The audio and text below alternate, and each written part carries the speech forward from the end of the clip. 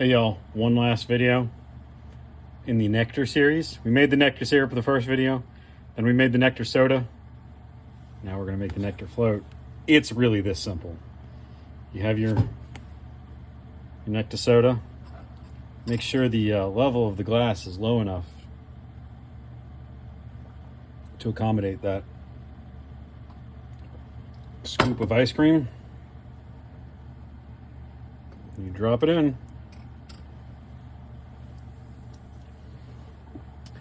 There's a lot of people in New Orleans that don't even think of the flavor of nectar.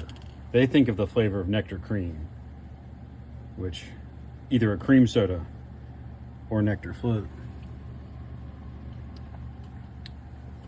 Sorry, I needed to drink it down there so it didn't foam over.